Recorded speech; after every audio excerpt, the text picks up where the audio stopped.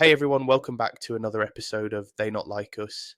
Today, I'm joined by someone who has faced life's challenges head on and transformed them into incredible strength and resilience. My guest is Carolyn Sophia Scouron, who grew up feeling like an outsider, struggled with making friends, and dealt with depression and anxiety, all while navigating life with nonverbal learning disability, or NVLD. But through therapy, mindfulness, and self awareness, Carolyn has rebuilt her life and is now filled with adaptability, strength, and positivity. You're definitely going to want to stick around for this inspiring conversation.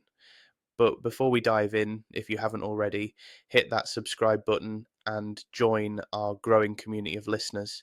By subscribing, you won't miss any of the amazing guests we have lined up, and it really helps the show reach more people who could use a little inspiration in their lives. So take a second, subscribe, and if you enjoy the episode, feel free to leave a review. It means the world to us. All right, now let's jump into today's episode with Carolyn Sophia Scouron. Hello, welcome back to They Not Like Us. I'm your host, Aaron, and today I've got Caroline Scouron. Is that how I pronounce it, Caroline? Sorry. Scouron, you're close. Scouron. Okay. Yeah. Welcome to the show, Caroline. Thank you. Thank you for having me. My pleasure. Can you tell people a little bit about yourself, please? So I am from Pittsburgh, Pennsylvania in the United States, and I am a author and public speaker. I'm a huge mental health advocate as well as anti-bullying advocate. I really just want to try to help the future generations feel less alone. So that's pretty much like my main thing. That's cool. Can we go back to the start then? Can we talk about your kind of journey from, childhood up to what's got you to this point? Yeah, so, I had an amazing childhood. I have the most incredible, loving family. My sister, my mom, and dad, and I, we always have been very close. But every time I left my house when I was growing up, I always felt like I never fit in. And I really struggled a lot with my self worth, my identity, and really just kind of like learning to love myself. It really kind of took a long time considering I got bullied a lot and it only kind of progressively got worse as I got older. And so that's kind of what started my depression and anxiety. And it just kind of started to be down a little bit of a rabbit hole at that point. I don't know what it's like for you in the States, but in the UK, bullying, I don't think it's handled very well. I don't think it's No. I think it's all the interventions seem to be too late. And it's already had the impact on the children. I don't know if that's something that you found through your experiences. Definitely. I mean, I think that, bullying, especially in schools, it's a hard thing to tackle, but I think that they're not doing enough to prevent it, to be honest with you. And I think that it's really going to come down to the voices of the kids that are getting bullied to be like, "Hey, like this is what's happening right now with me. Like, can you guys help me?" And if the school isn't helping them, of course they're going to be like, "Wait, what? Like, why isn't anyone helping me?" So I think that it's gonna take that. It's also gonna take parents. It's gonna just take a lot more voices to really kind of understand that these schools are not doing enough. And more than that, the bullies actually are not getting, repercussions for their actions. They're pretty much just getting away with it. And with cyberbullying, they definitely do. And that's what's a major problem, and especially in the US. I don't know about the UK as bad as it is now, but middle schools, high schools, it's really rough for those kids. Yeah, I was fortunate enough when I went through school that we didn't have social media and stuff at the time. So, you could very least, if you were getting bullied at school, you could go home and get away from it. You're having a break from it. Whereas now it's 24/7, isn't it? There's no escape from it. No, there's no escape from it. And I think that's the thing of always being connected on their phones is that kids are always, having the internet at the palm of their hands. And so with that, comes them just being able to see what people are saying about them 24/7, which is just so not healthy. I mean, I went to high school whenever the apps were just starting. I mean, that was before TikTok, but it was, Instagram and Twitter and all of that stuff. And, it was a very toxic cycle for me because you get to see what everyone else is doing or posting. And then if you're not invited, or, if you think you're friends with someone and then you're not, it just makes you feel. Yeah, and it's important that people like you speak up as well, because you've obviously, if you've been through it, you Yeah. have a better understanding and you can empathize with it. The kids that are going through that journey, who, a lot of the time don't feel like they can speak up, or if they do, that they're not getting the help and support that they need. Yeah, I mean, I think that's the thing too, though, is speaking up about bullying or really any mental health issue, anything like that. It takes courage. It takes full, being like, listen, like, I know that I'm not in a good place in my life. I need help. I need someone to help me, whether it's to stop the bullying or whether or not it's someone struggling with mental health issues. They all kind of go hand in hand because they all require you to speak up in order to make a change, in order to make a difference. Yeah, were you able to speak up while you were in school? Did you find that was something you were able to do or No. not? Well, it definitely wasn't. I think that, I was at the age where it was like middle school. So it's like, you didn't want to be a tattletale or whatever. But at the same time, I also really wasn't getting support from my teachers. There was this one teacher in particular where like I got bullied in front of him and he like never tried to do anything.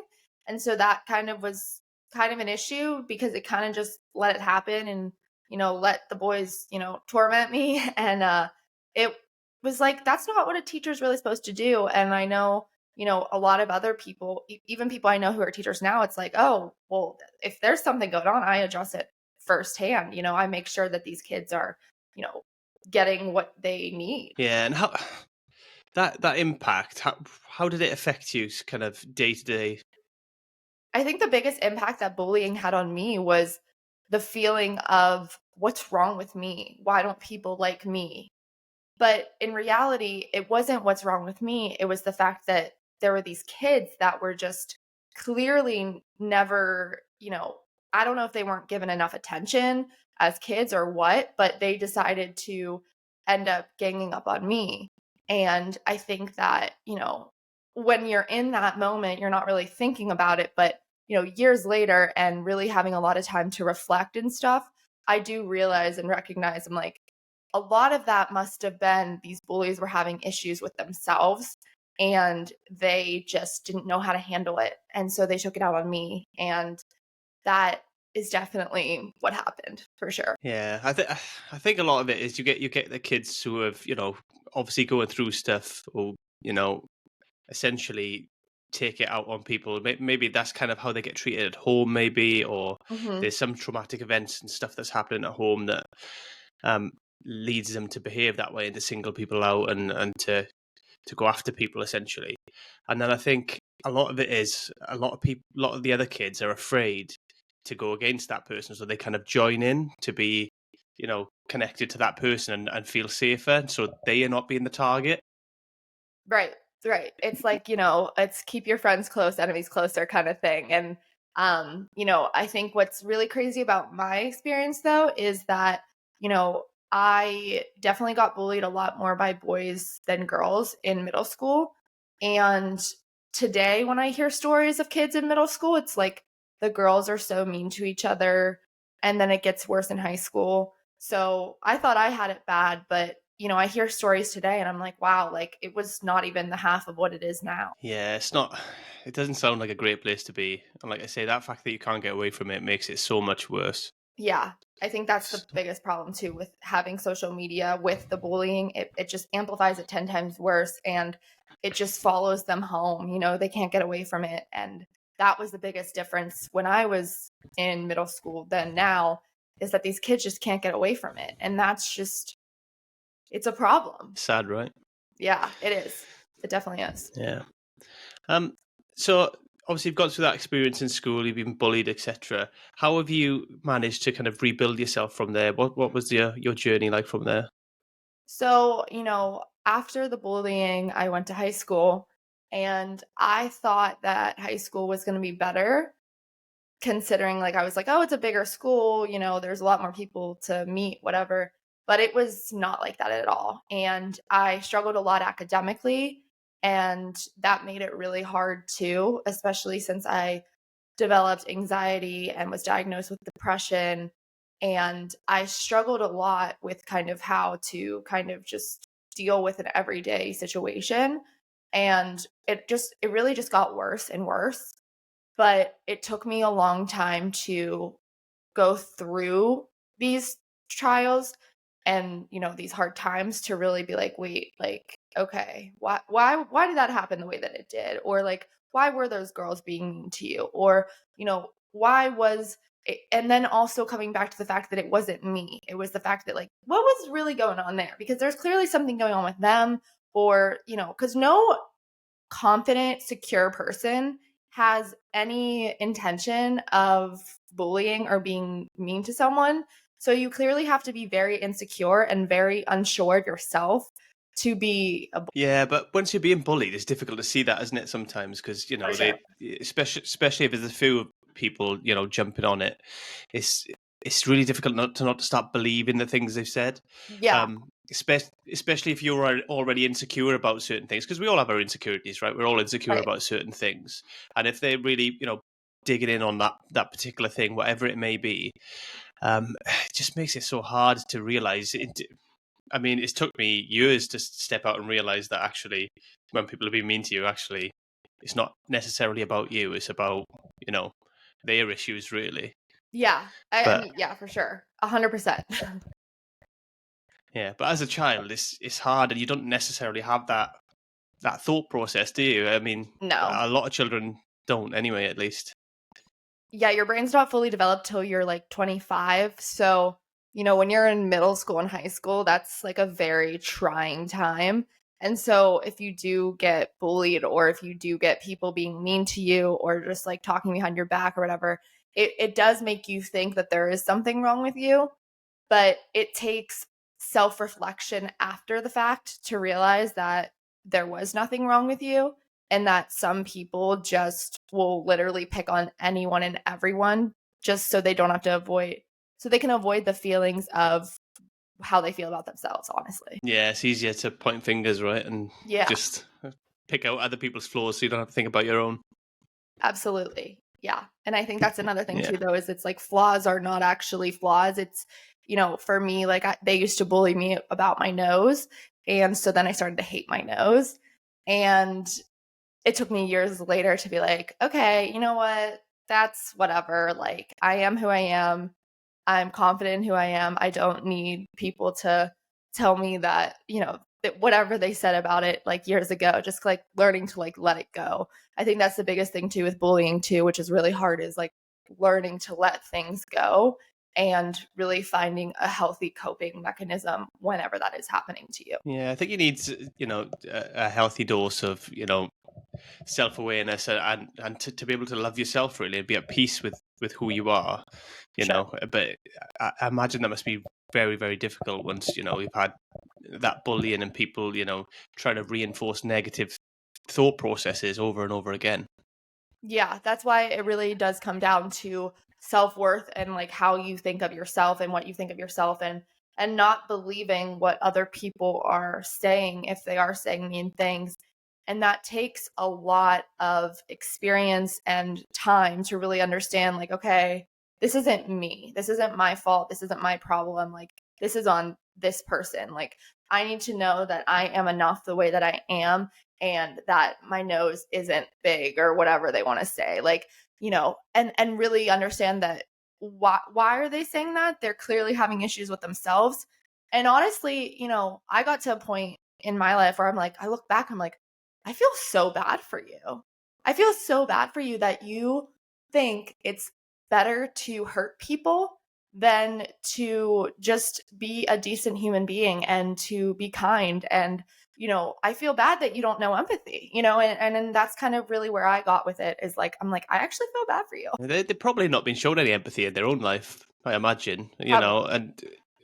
and, as kids who, learn a lot by watching what their parents do or what the people around them do, the environment that they live in. If they've not been shown any empathy themselves, then they're very unlikely to show it to anybody else. Yeah, and I think that's another thing too, though, is kids now are becoming so less empathetic because of becoming so desensitized to everything. And I think that empathy is almost something you have to teach some people, unfortunately, and teach people of like, listen, how would you like it if someone did that to you? You know, how would that make you feel? And if you're like, wait, I wouldn't like that, that would feel like crap, be like, okay, then why am I making someone else feel like that? It's, it all requires really being self aware.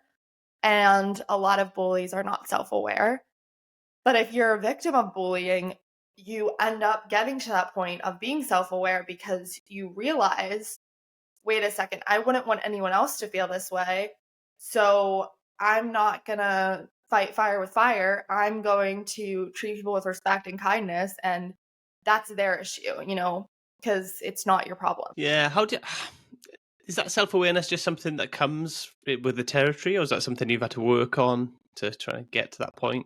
I think it's definitely something I've worked on for sure. But I also think that it's something that comes with, like, through experiences that you go through. You can see, like, oh, like, okay, that actually wasn't my fault. Or, really just reflecting on things. I think self awareness requires to reflect a lot. And I think that that's something I have developed over time of like, listen, like, I need to be aware of, how I'm making people feel. I need to be aware of how I'm making myself feel. I need to be aware of how I'm talking to myself. That all comes with time. And maybe it's happened as I've gotten older, but it really is something that it's like, when you're self aware, you're so much more in tune with yourself. And when you're self aware, you're less like bothered, I guess I would say, because you're just kind of like, okay, well, like that wasn't like, okay, like let it go, move on. Yeah, I find it quite difficult to, for people, because I struggled with it a long time, and it's taken me, 30 plus years probably to figure out, who I am and be comfortable with myself. And I was fortunate enough; I didn't particularly get bullied in school. I had a pretty good journey through school, really. So I was very fortunate in that sense. Um, and I find it really difficult because it took me this long. So I imagine how much harder it must be if you've gone through bullying and you've been put down for a long period of time, and you at an early age feel that anxiety, that depression. It must be really difficult to climb out of that. For sure. I mean, I struggled with depression for a great deal of my life, high school, moving on to college. It really kind of took me until I was like 22, 23 to realize that like my depression was not going to control me anymore. I think the thing about depression and anxiety is when you get so comfortable being depressed or you're just constantly always anxious, you kind of expect things to just be horrible. You're like, okay, well, this is always how it's going to be. My life is always going to suck. This is how it's always going to be. But I think that, at least for me personally, it took like a car accident for me to realize, like, wait a second, like, let's reframe this here. Let's also understand the fact that we are so lucky to be alive and, going to therapy, taking therapy seriously. That was a big thing of how I started to turn my life around was by taking therapy seriously and by finding healthy coping mechanisms, because I think that's something that I struggled with for a very long time. Yeah, there's a few things I want to touch on there. I'm going to start with the accident. How bad was the accident? Was that something that really opened your eyes to? Yeah, so it happened in 2020 and I should have died. I could have gone flying through the windshield. I was in backseat middle. The car was hit. It was totaled. It was a hit and run. They never found the person. It was a truly not only traumatizing, but such an eye-opening experience because I realized how lucky I was to be alive. And I realized that right before that car accident happened, I was like, I don't want to die. I don't want to die. Like, this could literally be the end. Like, this could actually be it. And still having nightmares to this day sometimes about it. But the difference now is like, I've learned to like work through it and be like, that was a traumatizing event, but it also made you stronger. Yeah, and from that's kind of what triggered you to go to therapy. That's what triggered me to take therapy seriously. That's a different. Okay. I was going to Yeah, therapy for years, but I never took it serious until, pretty much 2020. So it took a long time. yeah, I've discussed this on a few podcasts with people about therapy, and if you're not engaging with it properly, then it's not going to work for you. It takes that level of engagement for you to take it on. Otherwise, it's never going to help you out. Yeah, and it takes a certain level of vulnerability that you have to be willing to be with your therapist. That's why, a lot of people I've heard have been like, oh, therapy doesn't work, this or that. And I always use the example of like when you're going to buy shoes, if you don't find a pair of shoes that day, are you never going to wear shoes again? It's almost like, you got to find something that's going to fit for you. So, sometimes you have to do trial and error. And I went through a lot of therapists, but I think that now that I have one that I truly love and trust, and like we have a very good, just conversation every time, and really just helps me feel better. I realize that like, okay, this is the person I need to be going to. And I think it just all takes that point where you're like, okay, I feel comfortable talking to this person. I don't feel like I have to lie to them. And that's when you found a really good therapist. Yeah, because that's another thing, right? People go to therapy, they might go to see one therapist and they go, doesn't work. But maybe you just haven't got the right rapport with that person, because it's a relationship as well at the end of the day, where you're trying to Absolutely. build a relationship with them that you're comfortable enough to, to share some really, really hard things. For sure. I think that's the thing, is you have to be like finding someone who you're like saying, okay, I almost trust you. So it's like, I feel okay opening up to you. Some people are like, oh, like, therapy, trauma dump. But, I think it takes time to build that type of relationship with a therapist. I mean, I have been with mine now for almost like 7 years. And it took a long time to find one that I was like, okay, this is definitely the person I need to be going to. This is definitely the person who is going to help me. She's going to help me think through things differently than I would have thought through. Reflecting. She's also taught me a lot of self-reflection. So maybe that's where I've gotten a lot of self-awareness from, was actually therapy. Yeah, I mean, it just helps you look at things from a different perspective. It helps you, bounce ideas off people, but also it's a safe environment to talk about things as well, because we have all these things going around in our head, or things that we bottle up and we keep in boxes inside. And if we don't talk about them, we'll never process them or get through them. Yeah. Talking about it is important, and being able to communicate and open up, because I always say that when you keep things to yourself, you're like a ticking time bomb, which is exactly what I used to be.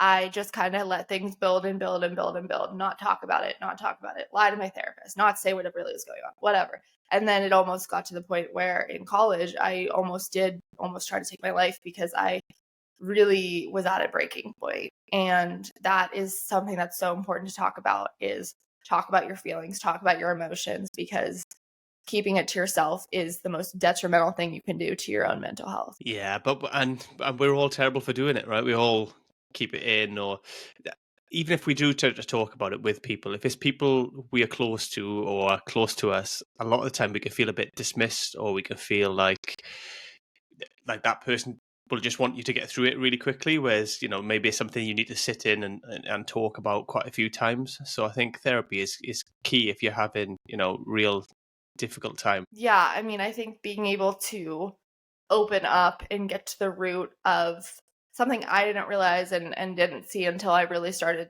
going to therapy, was that like a lot of why I was the way I am is because of root issues. So really kind of like you kind of really got to dig in and like figure out, why does this trigger me? Why does this make me upset? What is this linking to? And 9 times out of 10, I've found that it was just something that was related to bullying or childhood trauma, just from like, the way that kids treated me or the way that guys treated me. Like it all linked to something. And I think it was just like really interesting when I was like, okay, this is it's starting to unravel.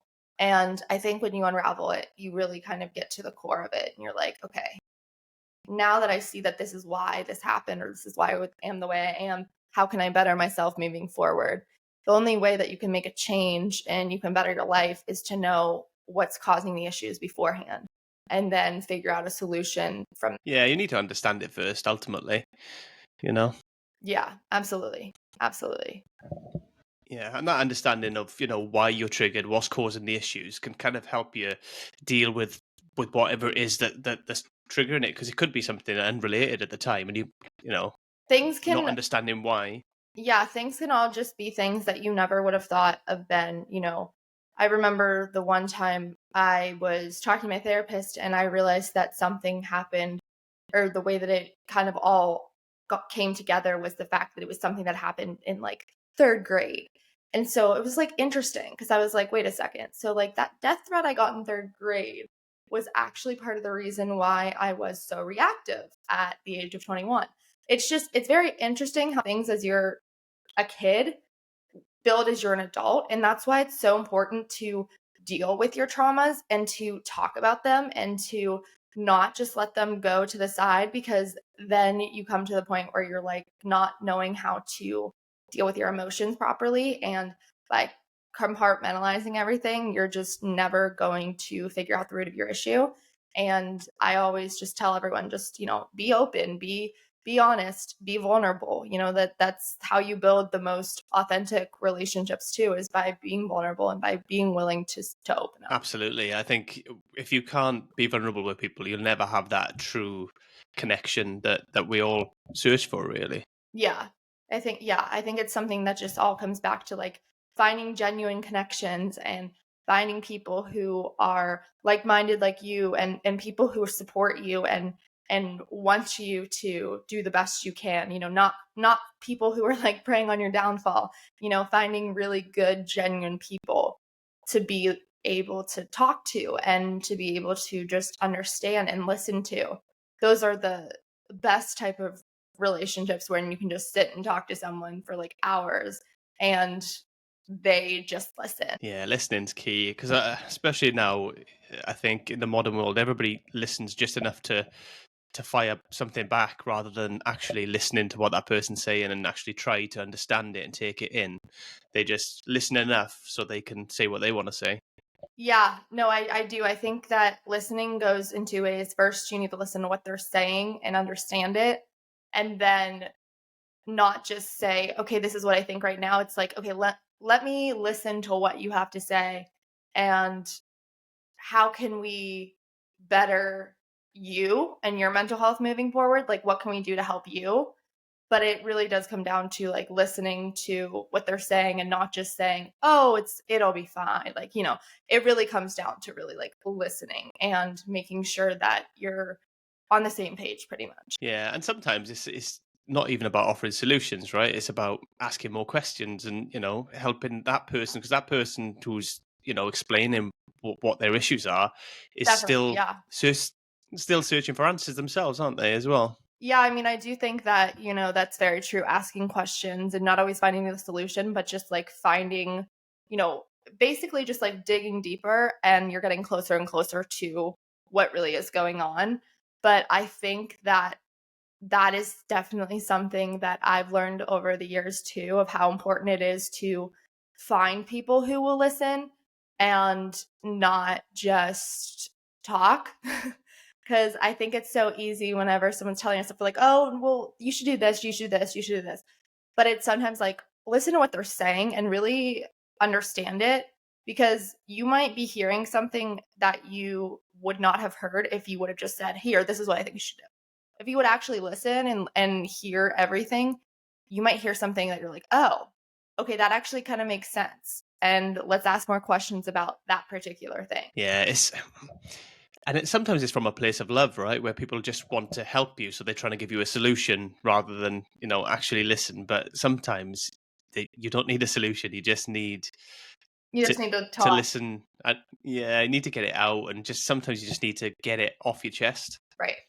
Absolutely. I think that's a really important thing, is being able to learn how to take things out of your just from bundling it up, take things out of that and start talking and being open and finding the right people for that, whether that's a therapist or, building authentic, genuine relationships. I think it all kind of, goes together in a way. Yeah, for people who might be hesitant still to seek out a therapist or maybe practice some mindfulness or spirituality, wherever it may be that could potentially help them. What kind of advice would you give those people who are hesitant and struggling?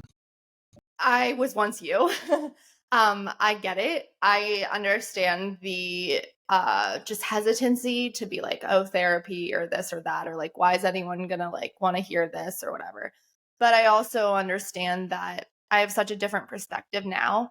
I think the main thing I would say is just be open to different ways that you can heal. If that's not therapy for you, or if you are against therapy, then like for me, another therapy thing I would say is like working out. For me, working out is a huge, therapy relief, and it's a great thing to do for my mental health. If you're not going to go to therapy, at least try something that's going to help give you peace at mind, and something that's going to help bring you just to like a calming state. But I also think that don't be afraid to try a couple therapists and see which one works for you.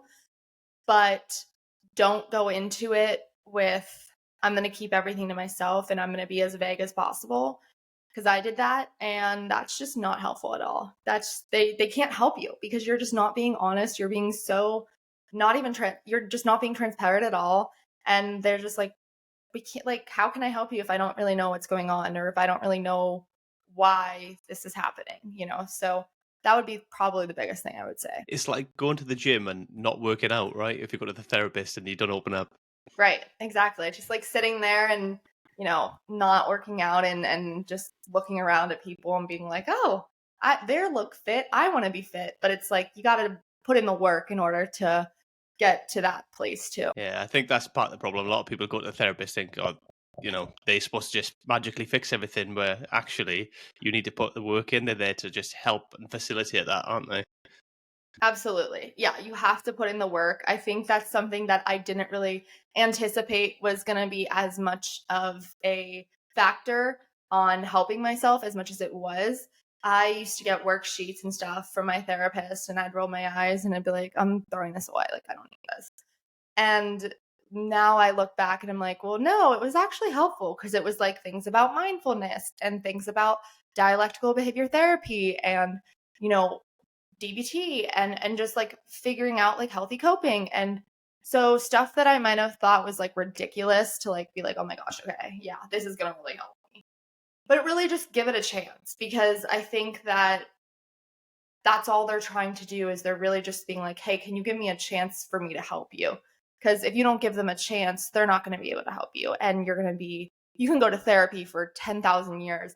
But if you're not willing to open up, if you're not willing to be vulnerable, if you're not willing to dig into your trauma to help yourself better your life in the future, it doesn't work. And that's the honest truth. Yeah, that's very, very true, and that's from my experience as well. That's kind of how I've seen it. I've seen a lot of people succeed with therapy and a lot of people fail with therapy, but it always seems to be it only works if you engage. Yes, absolutely. Yeah. Buying into it. I Uh, always say buying in is the secret to it. You just got to buy in. You got to be like, I want to get better. I want to help myself better my life. I don't want to feel like this forever. And that's when you kind of have to force yourself to be like, okay, I don't want to be here. I don't want to do this, but I need to. And by opening up, you're going to help yourself so much more. I promise. Because I totally did that, and it changed my life. Yeah, the gym has been a saving grace for me. So you were saying that you use the gym as well. That is what I do for my mental health mostly. That's probably Yeah. the thing that helps me the most. I started doing it for the physical side, but it's more for my mental health than anything else now, I think. Yeah, I mean, it's crazy that, you'll just be having like a long day or whatever, and then you go to the gym, and yes, you're exhausted after, but you also feel so good. And I just, the endorphins and all this stuff, like I love how I feel after. I'll be like, oh, I don't want to go to the gym, but then I'll go and I'll be like, okay, it feels so good, like peace at mind, like at a calm state. And I think that that's a really important thing to develop as a younger kid, which I didn't really know at the time that that would have been such an important thing. But as like a kid, teenager, young adult, like what can I do to kind of like calm my mind? What can I do to like help myself, and things that I can do by myself? Because I think it's so important. In order to heal, you have to spend a lot of alone time to not only reflect, but really to just be comfortable with yourself again. I was so insecure for so long that going to therapy was like, it was horrible, because I was alone with my thoughts and the therapist. And once you realize like, oh, wait a second, like this is actually something that I need to do. I need to find something I can do.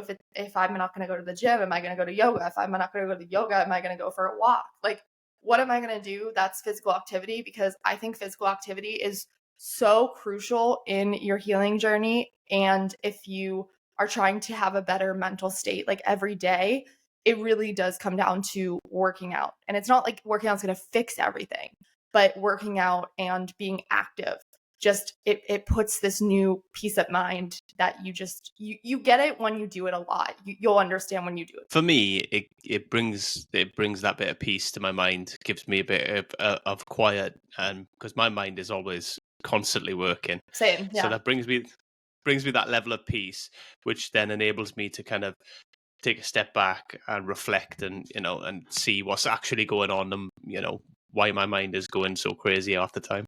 Yeah, I like to say that my brain just never sleeps. So I'm always thinking about something. I'm always, I'm thinking about the next thing or something, or like, what am I going to do later or this or that. But sometimes it's nice to just really be at like a calm state and like just focus on, why you're at the gym at the moment and not focusing on all the million other things you have to do, but just being there and being present. And I think that's the other thing too, is being present at the gym is so important because you just do as much as you can because you'll be surprised how far you can push yourself.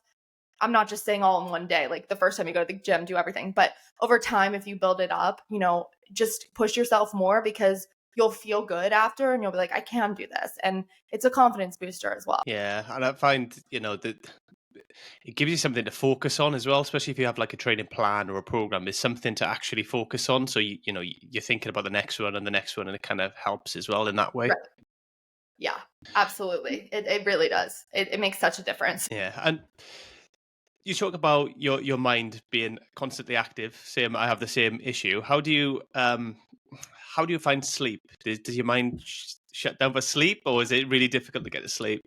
So I I actually have a learning disability, which I probably should have said earlier, but it's called nonverbal learning disability. And basically like you're highly verbal, but you struggle with like science, math, school, like you internalize things a lot. You sometimes are like ruminating. And so that's kind of where my mind sometimes can go sometimes. And so I have to like really kind of like train myself to be like, we're not doing this right now. Like right now, like you're going to bed, like put on like some white noise or, cuddle with your cat, like, just do something that's just like putting your mind out of all the other things and focus on that one thing. And getting to bed is actually something that I have been able to do a lot easier recently. But I think it also is just comes to the point where I just like really try to just like calm my mind and be like, okay, we'll deal with this tomorrow. Like, not right now. Yeah, do you find that white noise and stuff helps? I love it. I think the white noise is great. I sometimes will do even like rain sounds or like whatever, but it is so therapeutic too. It like just helps me like go to bed immediately. Yeah, I've used the rain sounds quite a lot, and I've tried that. They call it brown noise. I don't know the difference, to be honest, but I've tried that as well. I don't know if you've heard of that one. I don't think I've ever heard of that one, but is it the same? It's strange. It's different to white noise, but it kind of does work. But I find the rain is the best one for me. That Yeah. helps me the most. I do love the rain. I think it's just so calming and it calms my anxiety, just like everything. Like it's helpful to find something that like will help you go to bed because the worst thing you can do at night, which is something I used to do all the time in high school, and which is probably why like I never slept, was because I was always on my phone. And when I'm on my phone in the dark in bed, like I'm not going to go to bed. So I always try to put my phone down and then just like not look at it again until the morning. Yeah, I'm still terrible for that. I'm not on my phone up until the moment I need to go to sleep, but it's Yeah. not great, and then I have a terrible sleep. Yep, exactly. That's Yeah. how it is. So sorry, you talked about your learning disability. So was it NVLD? NVLD, yes. Okay, I've never actually heard of that one. Could you tell me a little bit more about it? So basically, I worked really, really hard in school. And my sophomore year, I found out I had this learning disability just because everything finally caught up with me. I had a bunch of tutors for different things, but I wasn't doing well in certain classes and things weren't adding up because I was working really hard. So then when I took this test to really kind of figure out why I wasn't doing well in school. And that's kind of what told us that I had my nonverbal learning disability, which is also something where, you struggle with conceptual skills a little bit. So you struggle with spatial awareness. And so for me, like that sometimes can include like parallel parking. And like sometimes I'll literally just have like my best friends do it because I'm like, I can't. And they know. So it's like not like it's like, oh, can you do it? Like, they get it. But, really just kind of learning to control your thoughts and not get so caught up in the past. Something that I do a lot and something that I've really had to work on too is like not letting myself get caught up in the past and kind of like letting things go. Like even with the car accident, as angry as I was that, they never found the person, I also had to let it go because it was starting to affect my mental health. And so I was like, you know what's done is done. Karma will come for sure, like whatever. I might not see it, but I just need to let this go because holding on to this is just gonna bring me back to a bad state and it's not healthy for me. So, even things like that, just learning how to kind of think about my own self and my own thought process, it all kind of, ties together. So it's not just something that is in school, but it's also something that affects me in life. So that's the difference about nonverbal learning disability than like, ADD, ADHD, dyslexia.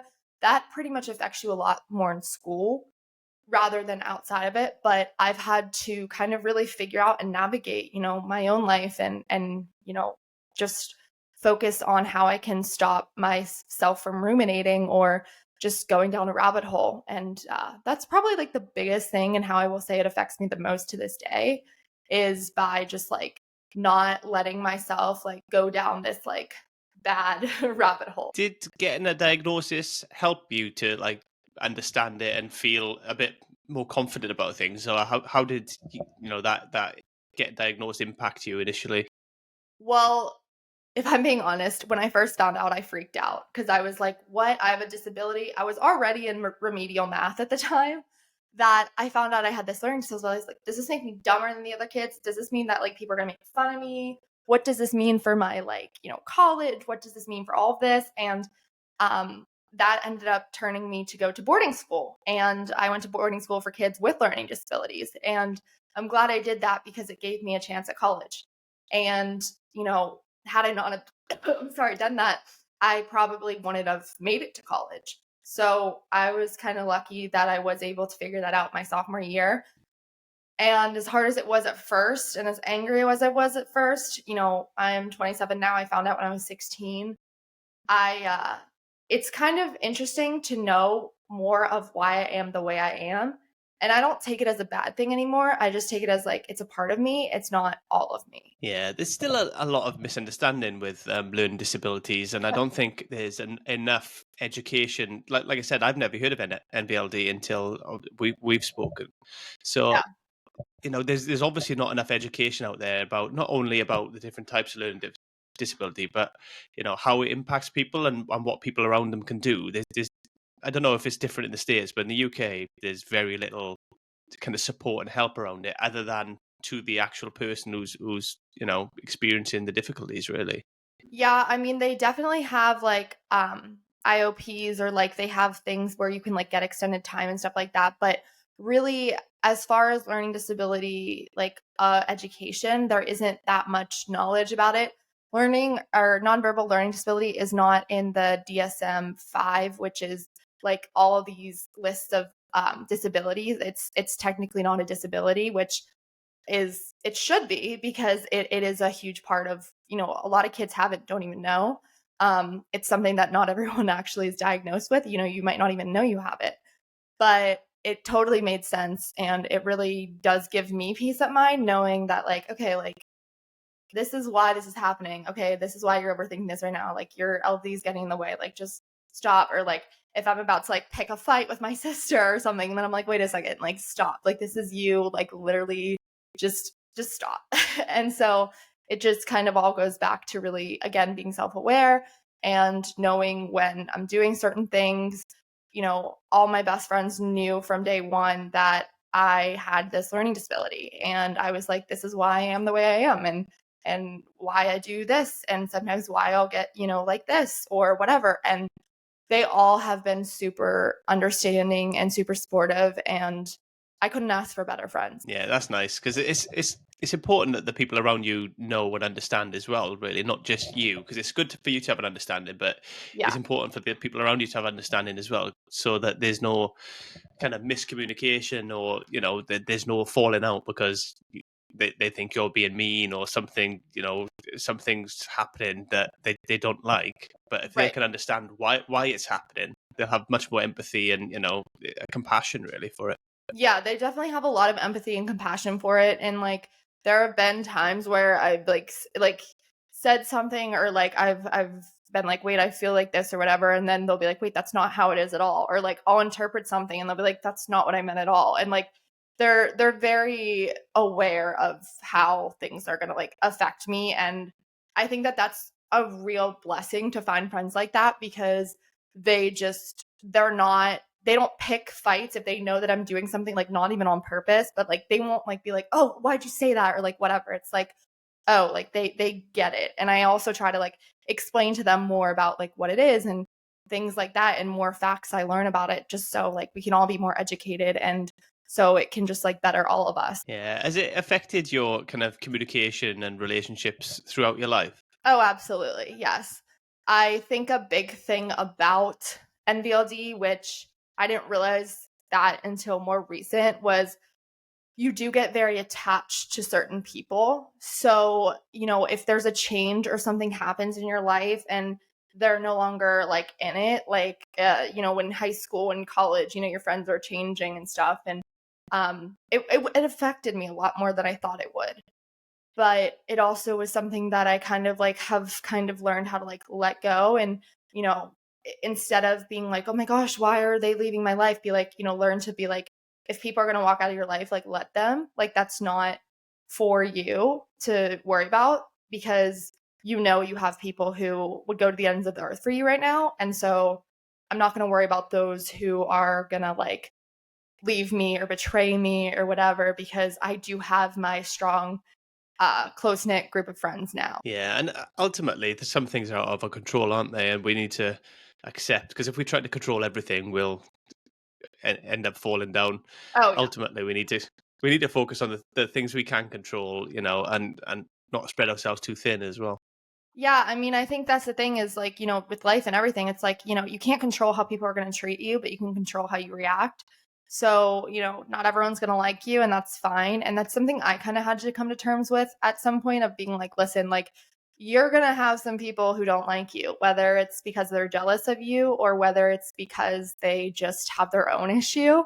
Like, if they're going to be rude or people are going to be rude, let them. Like, I think, something that I've also started doing a lot is the let them theory, which is basically just, like, letting things go, being like, oh, they want to do that, let them. I'm not invited here, let them not invite me. If I'm not doing that, like, I think it's just, like, a very healthy way of thinking, because it's like, oh, like, if people are going to be assholes, let them.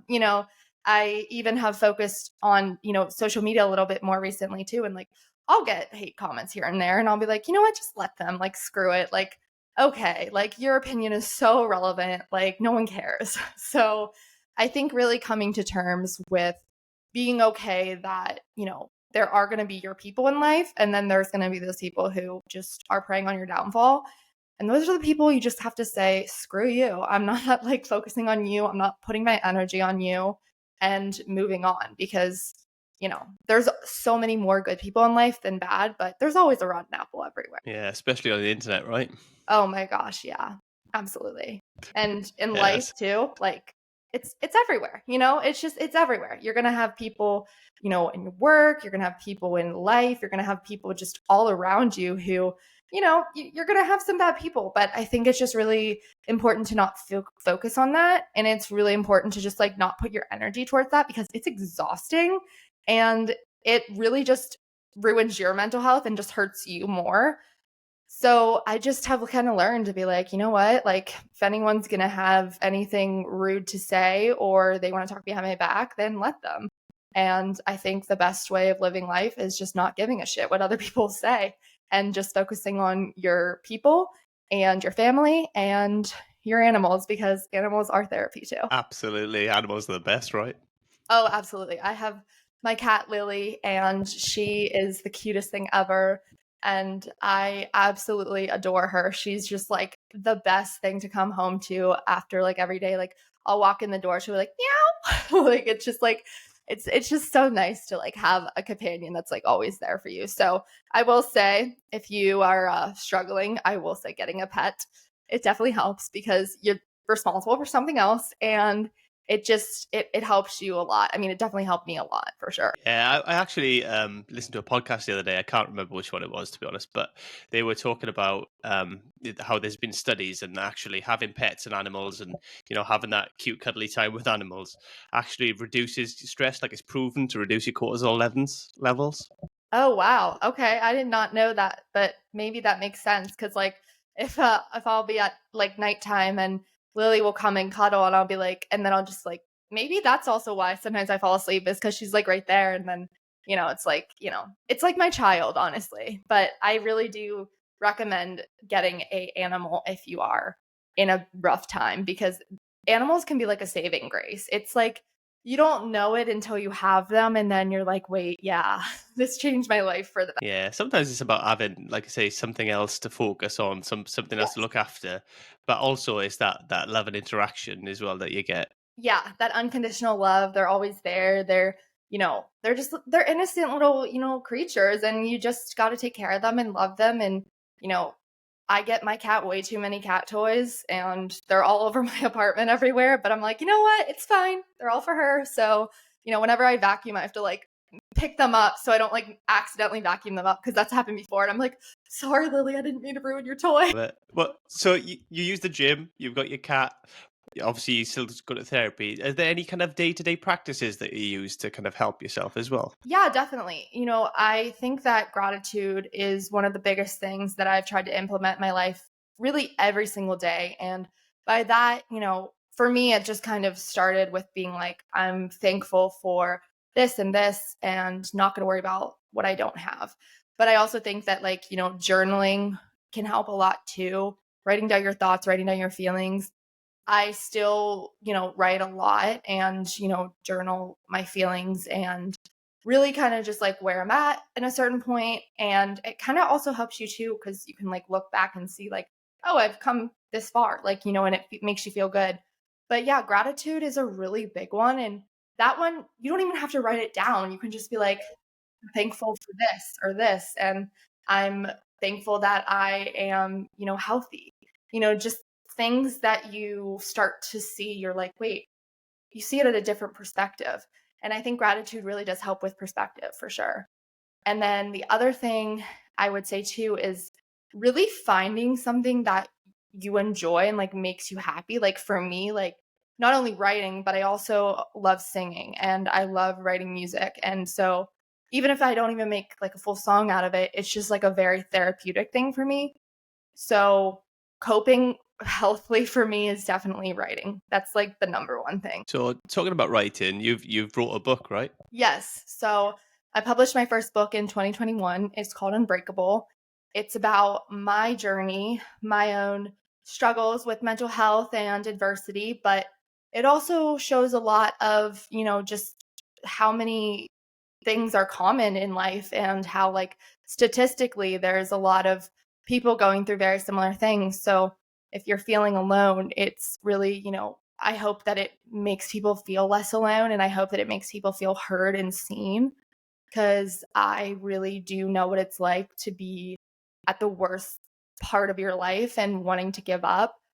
But also, I feel like my book was such a healing thing for me, because just writing down everything and just like letting it go, it was like the most therapeutic thing I could have ever done for myself. How did you find writing it? Do you find it difficult, or did you have to like take breaks? Because obviously, if you're sharing, vulnerability and that stuff that's been really difficult for you to cope with, Oh, it definitely. must have been difficult to get through that. Yeah, no, for sure. I mean, I did it during COVID. So that was like a time where everyone kind of was like, secluded. But, once the coffee shops were open, I would go to the coffee shops all the time, and I'd go for like 3 or 4 hours, and I would go every day.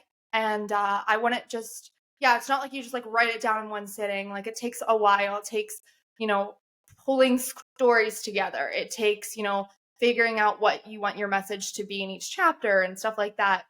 But I really do think that, being able to write a book in a year was it's one of my proudest accomplishments for sure. Yeah, but it's not an easy feat to write a book, No, and no, especially no. no, and especially when you're talking about highly personal things. It's Yeah. completely different if you're doing fiction or even maybe non-fiction that's not personal. It's completely different than actually kind of digging into your soul almost and pouring it out for people and knowing that other people are going to read that and you're going to put that message out there. Oh, for sure. I mean, that's why you go through so many edits. That's why you have friends and family, and then they're like, "Do you really want that in there?" And you're like, "Maybe you're right."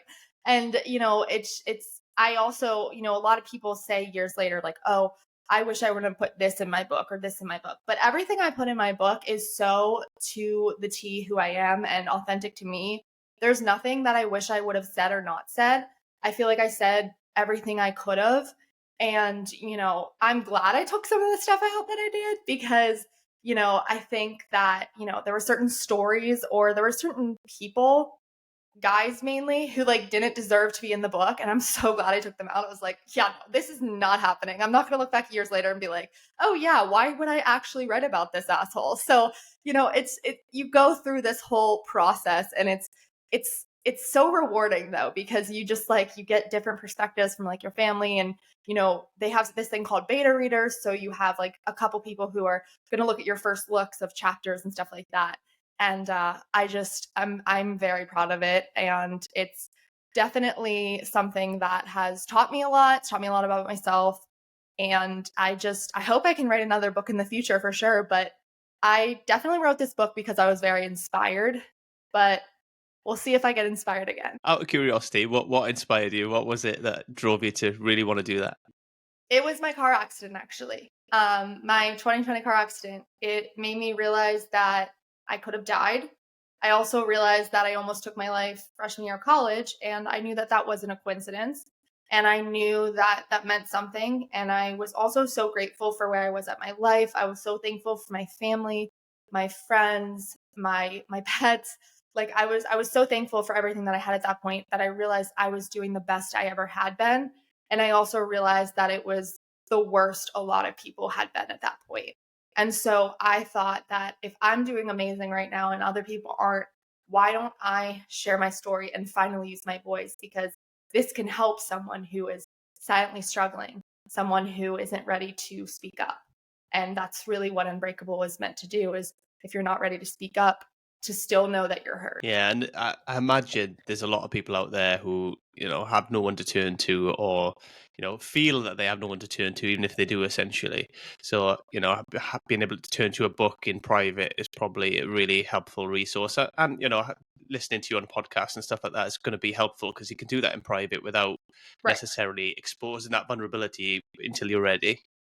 No, for sure. I think that's the thing is, everyone's at a different point in their healing journey, and I get it. I was once at a point where I was not ready to use my voice, and I just almost like see it as a way of like I want to give back to those who are struggling now that I'm doing so well, because I was once in your shoes and I get it.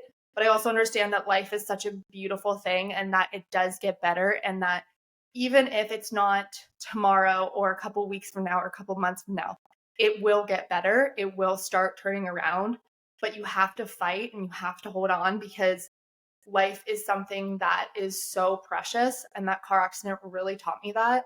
I could have died at any second. And so to be able to be alive and have my second chance at life, that's why I wrote the book. And that's really what I can hope people can see from it is, this is meant to help you if you're struggling in those silent times that I was. And I wish I had a book like this when I was silently struggling. But now I'm like, if I can help one person, then I did exactly what I wanted to do. Yeah, that's brilliant. Where can people find your book, Carolyn, if they want to So you can purchase actually it? find it on carolynsophia.com, which is my website. So it's just Carolyn Sophia, no space, and then .com. You can also find it on Amazon, but type in Carolyn Sophia, not Unbreakable, because people have told me they've gotten weird things when they type in Unbreakable. So I'm like, okay. So that is where you can get it right now. I'm definitely trying to get it more in stores and stuff too. So if anyone in the UK wants to, sell my book, let me know. Like, I would love it. I would love to come to UK. I've always wanted to go. I'll make sure I pop the links in the show notes for you as well. Oh, Um, perfect. I'm definitely interested in looking up Unbreakable as well now on Amazon just to see what comes up. Yeah, like sometimes people have told me they've gotten like wine glasses. Other times there's like I guess there was like another movie Unbreakable like way back when. So you really just got to type in the specifics. Yeah, no worries. Right. What part is so this is a question I wanted to ask that I noted down before the show that I wanted to ask you. So sorry if it's a little bit off topic, I but know I you're just fine. wanted to ask you. So what's one part of yourself that you're still learning to accept or understand? Wow, what a deep question. I think the biggest thing that I still struggle to understand about myself is why I sometimes self-doubt, because I realize that I am a lot smarter than I give myself credit for. And sometimes I struggle with, self-doubt or like, should I have said this? Should I have done this? This like that, but that's something I'm really working on and like not like giving myself grace, letting myself move on, be like, you know what, like things happen, nothing's perfect. You just got to keep going. But I would say, yeah, I would love to change that thought process sometimes and really just sometimes even the self deprecation, because I'm not going to lie to you. I still have days where I'm like, I don't feel good about myself, or, there will be days where I don't feel like my best self. And, that's also why what I started to do too, but it's still a journey, is to say in the mirror every day, like, I'm beautiful. And then say one thing I love about myself. And it's not even a cocky way. It's just like a way to like, build your confidence and to be like, I love my eyes. Okay, great. You are amazing the way you are. Like, just really kind of owning who I am. Yeah, that self-doubt, I think we all suffer from it, I think. Yeah. Yeah. But yeah, we all have that negative bias, I think, where we're all uh, we're our own worst critic, right? I For think, sure. For sure. but we're definitely harder on ourselves than anybody else can be, and it's difficult. And we got to try and find that compassion and kindness for ourselves first, But especially in the UK, it's a very negative culture in the UK. Everybody's very negative about everything, whereas I find the States are a bit better. I think people still struggle, but Really? they I would say general opposite. no. In the States, I think you have the whole American dream kind of mindset where people do believe they can achieve things and they go and do stuff. Whereas in the UK, it's a lot of they like everybody to just remain where they are and not change. Nobody likes anybody to kind of get too big for their boots.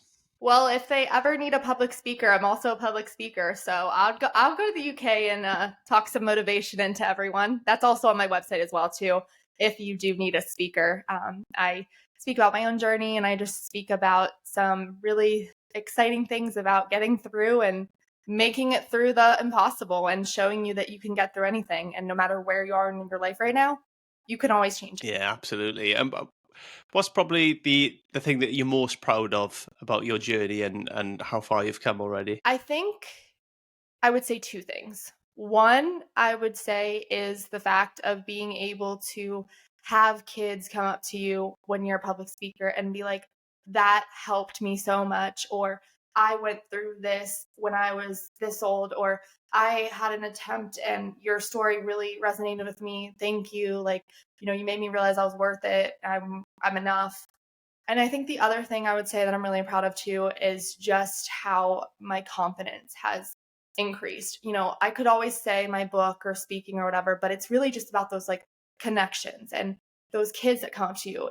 That's number one. And two is definitely just how confident I am in myself. And that's something I never thought I'd get to, because I used to have people doubt me all the time, and I used to have people tell me like I'm not good enough, and you're not this, you're not that. And it's really kind of nice to be able to prove everyone wrong, even yourself. So, well, not everyone, because like my family's like my biggest like cheerleaders for sure, and my best friends too. So, I'm also theirs. So that's really important to find people that you can cheer on and that will cheer you on and who want you to succeed just as much as you want them to succeed. Yeah.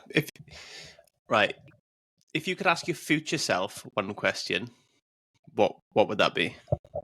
Future self.